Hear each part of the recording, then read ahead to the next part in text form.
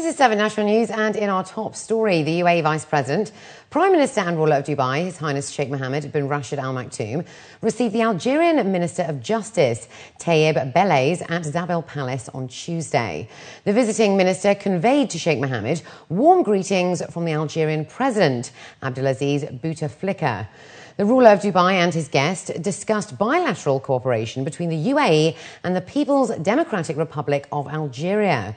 The meeting was attended by Sheikh Rashid bin Mohammed bin Rashid Al Maktoum, the chairman of Dubai Civil Aviation and chief executive of Emirates Group, Sheikh Ahmed bin Saeed Al Maktoum, and a number of sheikhs, ministers and senior state officials, in addition to the Algerian ambassador to the UAE, Hamid Choubeira. As the first ever LEED certified existing building in the Arab world, the Dubai Chamber of Commerce is setting an example of how companies can operate in a more eco-friendly manner. Founded and occupied in 1995, Dubai Chamber aimed at protecting, supporting and assisting their employees in the most effective and economical way possible. Engineering professionals within the company noticed excess waste being generated, such as water and power, and slowly they started implementing green initiatives, which cut costs by 47%, saving half of the daily operational expenditure within the maintenance budget. Once the tallest building in Dubai, now 17 years old, the building became LEED certified and promises to provide staff satisfaction, health, safety and economical benefits. Well, I think Dubai Chamber of Commerce have started with energy efficiency initiatives for the last 15, I think even 20 years. Before even LEED or sustainability was really a buzzword, it was purely for financial reasons. So, you know, they managed to save a huge amount of energy and water, as we're going to see on this tour. And what they found is that they could take that extra step and get LEED certified, and that gives them international recognition for the efforts they're doing, and also sets in place a framework for them to continue sort of operating the building efficiently and make continuous improvements throughout the building's life.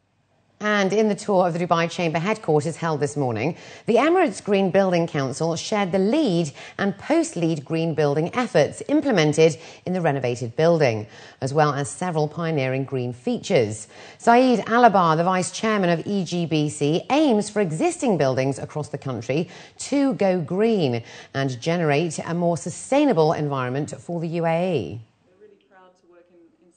When we started greening this building back in 1997, nobody was talking about greening buildings. It wasn't the fashion. But a few of our passionate employees realised that we were wasting a lot of water and energy. They realised that our building was over-engineered. And through simple measures like doing the cleaning during office hours and the maintenance during office hours, so we don't have people running around the building turning off lights, installing aerators on the taps to reduce water flow by 40%, putting a toilet brick in your toilet to reduce the water flow each time by 1 litre or 1.5 litres of water, switching off lights in rooms you're not using. All of these simple measures, they can just save you so much money and so much energy and water consumption.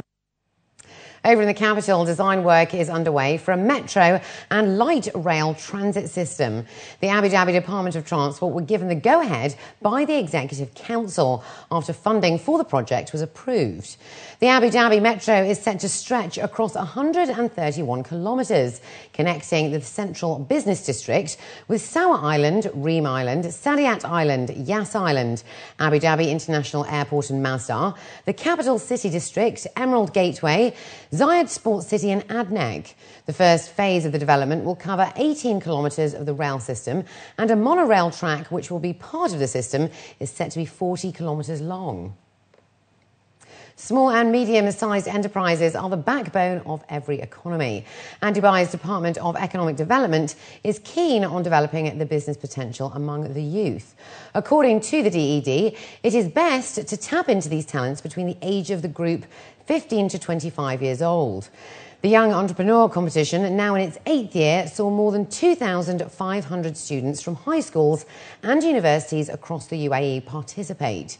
Over 700 business projects will be featured in the next 4 days, selling a variety of products from decorative to functional.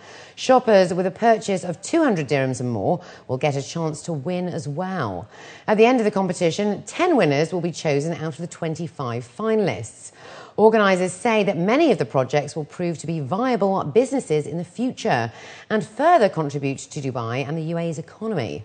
Participants are taking advantage of the opportunity, which they say is an excellent opportunity to market their brands and products, as well as gain better experience. This event is managed and organised by Mohammed bin Rashid Establishment for SME Development, one of DED agencies, and under the patronage of His Highness Sheikh Hamdan bin Mohammed, the Crown Prince of Dubai. And if you can see, there is a leadership, supervision and caring and supporting for this activity. A lot of investors is willing to invest in these projects. Some of them are sponsoring them now financially, or giving them their products, or like it's a kind of franchise they do, that they ask the student, they train them to go and open a shop as a branch, and then it's like a skill they learn from the company, or else they go and invest in them if it was something related to the investor himself. Our shop, it is about traditional things. Many things are made by our hand, me and my mother. My mother support me to do this things.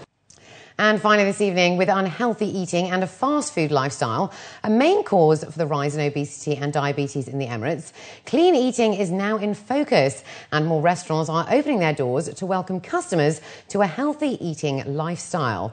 The latest in Dubai to do so is the eco-friendly Al Barari development called The Farm in Nad Al Shida.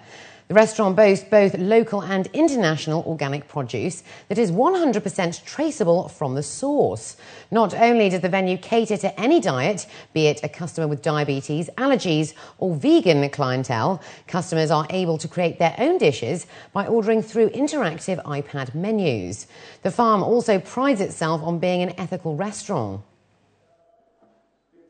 The restaurant concept is actually a philosophy of the Zal family, where they decided to build this restaurant serving nothing but the purest and the freshest of what we have on this planet. And the way we serve it in this restaurant is the way it's supposed to be served, which is fresh, which is pure, where we're actually very comfortable with what we're serving, where we know where it's exactly coming from. We're in contact with all our growers, all the producers from across the world, especially in this region as well, as you would know, and we place a lot of emphasis on the ethical component of what we buy. We make sure that it's ethically traded from across the globe, from a farm across the world to the farm over here. And up next, we'll have the day's business news, so stay with us.